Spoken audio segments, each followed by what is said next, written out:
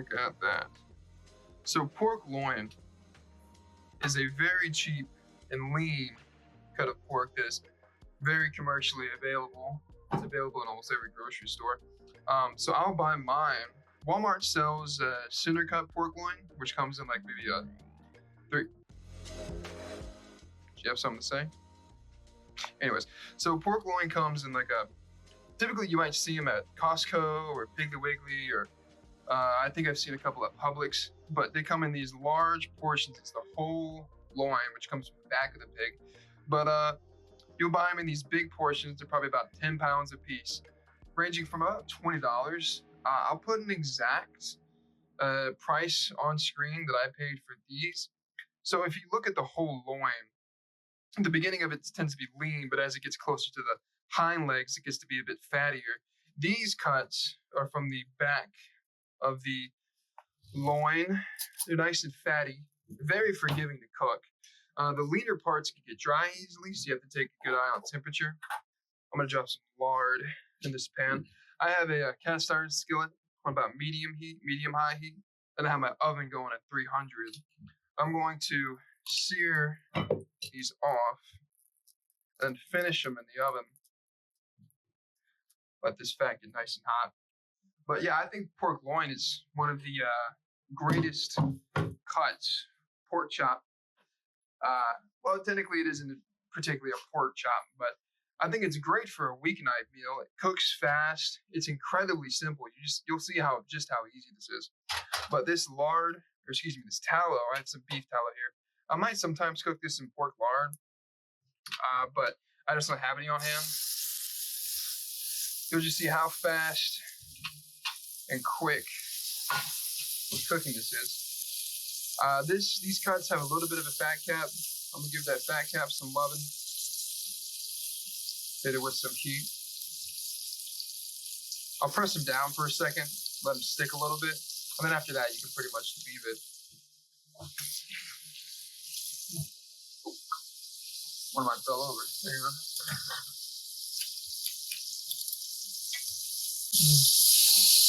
Oh geez. Yeah, you can see that fat cap's gonna get nice and golden, nice and rendered.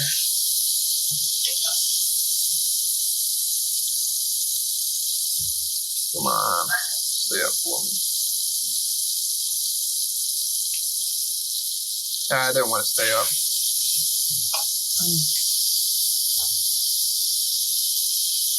And since these cuts are a bit leaner, I'm going to go ahead and weigh them down.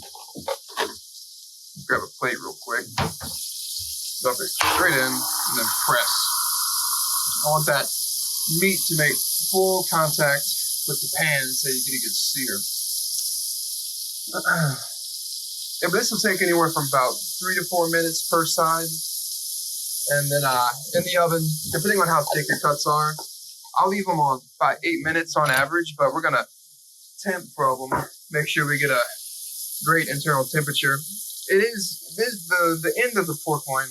It's a bit more forgiving because there's more fat and a little bit more connective tissue, so it can stand to be cooked at a higher temperature for a bit longer, you know. But for the lean parts up near the front 2 legs of the pork at the very beginning of the loin, that portion there is going to be pretty lean, so you have to be careful with your temperature, just like chicken breast.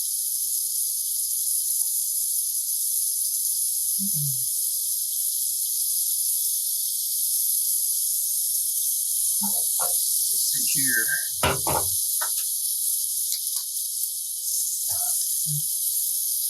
We're getting a good sear. I'm gonna let that go for just a little bit longer. I salted these before I threw them in the pan. Go ahead and hit it with some fresh cracked pepper. Maybe adjust that temperature up a little bit higher.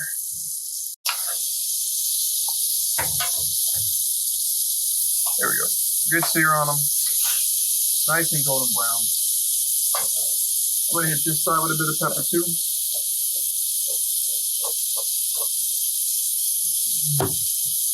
And we'll let it go for another 3 to 4 minutes. I'm not going to make you watch it. I'll pull these when they're ready to roast in the oven. And I'll be right back. All right, so it's been about 3 minutes. As you can see, good sear on the back end. Go ahead and take the temperature. That one's about 100 degrees even. This one's gonna be a bit more. I don't know, 95. Yeah, this would be that. The cut on the right is a bit fattier. All right, now we got a good sear. Drop it on our roasting tray. And then we just simply toss this in our oven. Drop this over here. Take this pan off the heat. If you wanted to cook this in stainless steel and use that fond in the pan to make a sauce, by all means, go ahead. But it is currently 8 o'clock on a Wednesday night, and I am hungry, so I am not gonna bother. All right, so I'll temp these intermittently and tell you how long it took for them to come up to about. Typically, when I cook my pork, I'm looking at about 145 to 155 degrees. I think it's generally recommended that you cook it to 165 degrees, but with carryover cooking, it's going to get to that temperature anyways. And if you were to leave it and let it go all the way to 165, then it'd be very dry and a bit stringy, like a badly cooked chicken breast. So I'm just going to cook something that tastes good. But all right, I'll be back whenever they're temping where I want them to. All right.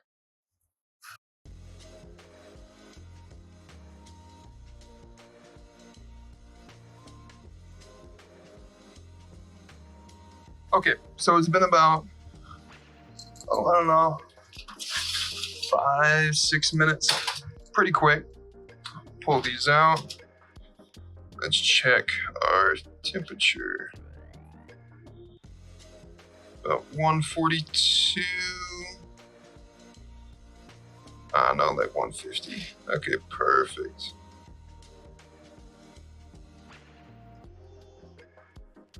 Let's see if you can see it.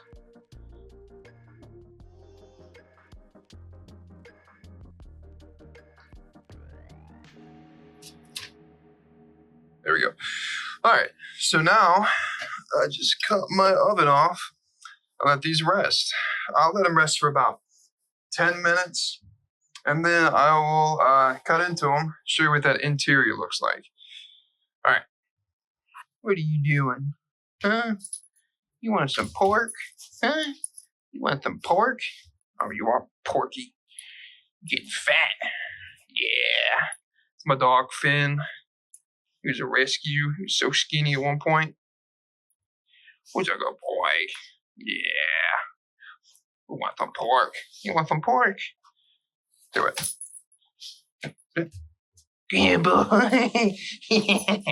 Good boy. All right, so our pork is well rested. Slice this into some thin strips.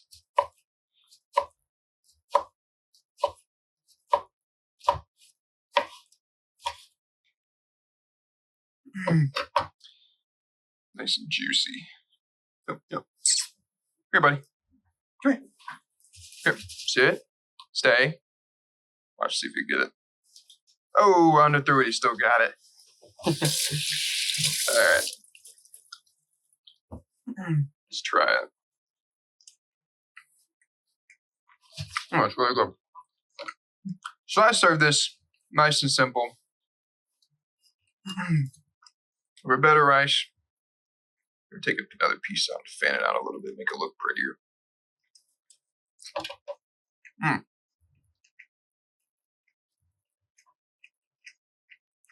Here we go. All right. So I like to eat this over rice. A bit of soy sauce.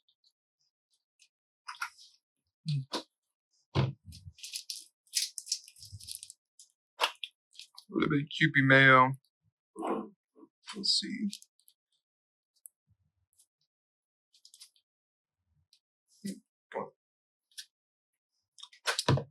and then some furikake, some seaweed sesame rice seasoning.